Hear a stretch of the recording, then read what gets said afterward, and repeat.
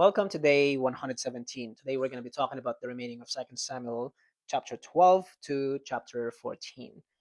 And here in verses 26 onwards till the end, it talks about Rabbah being captured. And it says that they took their king's crown from his head, and its weight was a talent of gold with precious stones. So I thought in the beginning, okay, they defeated the enemy, and there was this crown, a talent of gold. So I looked up how heavy a talent of gold is. Turns out it's 75 to 125 pounds of gold, which is equivalent of 20 years of labor, and its cost is $3 to $5 million in present amount. And it's not only gold; it has precious stones. So I wonder how awesome that would look like. So I just thought of looking it up because it seemed to be a small detail. So, chapter 13 goes on to talk about Amnon and Tamar. These are David's kids, have very messed up stories. Amnon and Tamar and Absalom, they are all brothers. Tamar is a sister, and she was very lovely. Absalom is described as a very handsome guy from his head down to his toe. It says in chapter 14. So far, the good looking guys that are mentioned in the Bible, I believe the first one is Joseph. David was also mentioned, Saul as well.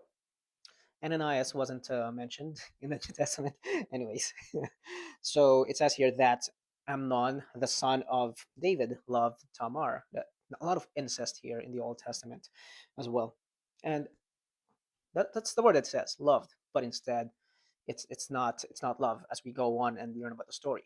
Jonadab, the friend of Amnon, basically told him, "Hey, if you're trying to get to her, just pretend that you're sick and then request to your dad, David, to have your sister take care of you." And that's what happened. He pretended to be sick, and then Tamar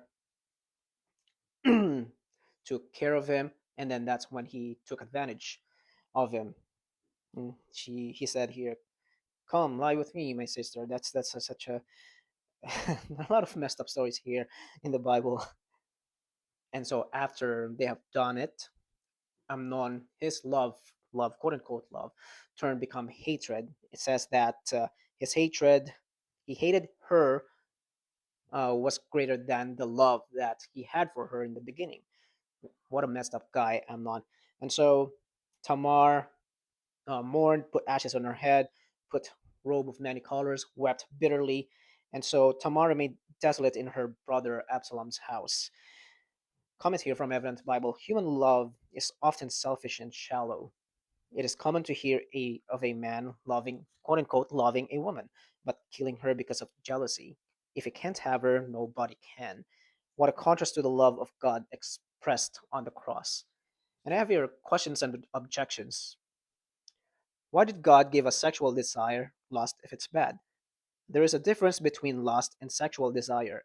God did give us sexual desire, and it's not a bad thing. In fact, it is a good thing.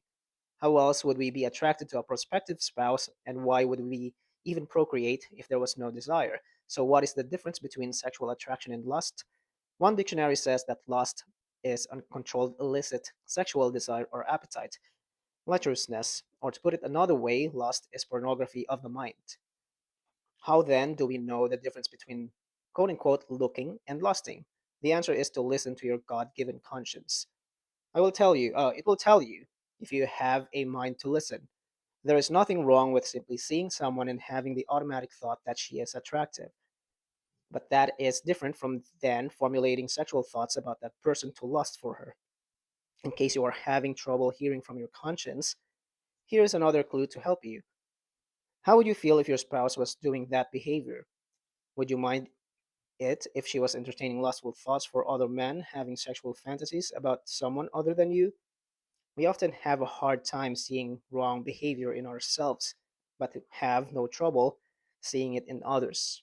So God cannot be blamed for quote unquote setting us up to fail. To believe that would be like a criminal saying during his trial, "Judge, I raped that woman because but it really isn't my fault. God made me with sexual desire, so it's his fault." If that will not hold water in a court of law, it is not going to be a valid defense on Judgment Day. I'm realizing that the man's tendency, if he doesn't know how good God is just he will justify his own sin. Oh, God created me to be like this. And then they put the blame on God.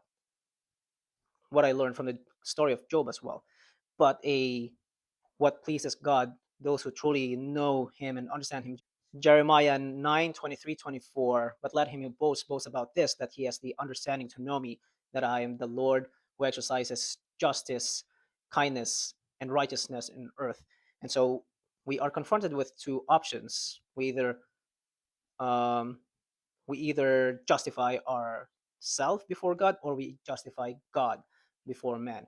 As for my case, I believe that God is good, that he is loving, and so my tendency is, quote unquote, I'm not defending him. He doesn't need defense. He doesn't need my help at all to defend him. But there's a lot of misconceptions towards who God is, and that's where I that's where I position myself to correct and fight for that, fight against those misconceptions. And so, because of what happened here, Absalom, the brother of Tamar, was very angry about this, but he didn't act on it right away. He waited for 2 full years before he extracts his vengeance against Amnon. So he pretended that they have party. There's a it says here sheep shearers, and he invited everyone. He told their dad David, "Dad, let's gather around and let's have Amnon come with us." And then David was like, "Ah, why would you want him?" And then eventually Amnon came, and so he prepared an ambush against Amnon. And so when he said, "Go for the attack," that's when they did, and they were successful in killing Amnon.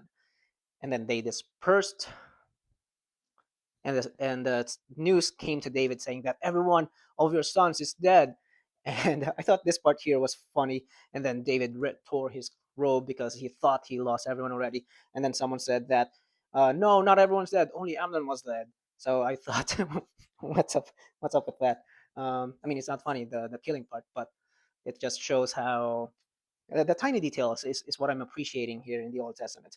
And then Absalom, being guilty of what he did, he flees to Geshur, and David was still very angry with him, and so he was mourning for his son Amnon's death. Chapter 14, Absalom finally returns to Jerusalem. Joab, David's man, perceived that David was concerned about Absalom, so Joab sent for a wise woman, it says, in Tekoa, and this wise woman spoke with David concerning trying to basically the message of the story is not to avenge. Let the avenger of blood be punished. She's telling David not to kill Absalom or forgive him, and so David eventually does, and he tells the woman, "Are you, is Joab? Did Joab send you to me?" And the woman said yes. And then towards the end, David says, "Go therefore, bring back the young man Absalom." And Joab said, "Today your servant knows that I have found favor in your sight, my lord, O king, and that the king has fulfilled the request of his servant." So Absalom was finally brought into Jerusalem, but David said, "He shall not see my face." David forgives Absalom.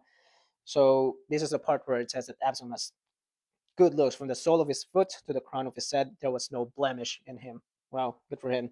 And his sister again was Tamar. He dwelt in Jerusalem for 2 years, and then finally he got tired. He said that he wants audience from his king, from his dad. He wants to be accepted back by his dad. So he set up a fire just to catch the attention of Joab, and then they talked, and then finally um, Joab or Absalom and David met, and David forgave him. It says that he Absalom bowed himself on his face to the ground before the king. Then the king kissed Absalom, and then that's where we end. David finally forgave him. Absalom, or Amnon, killed Tamar.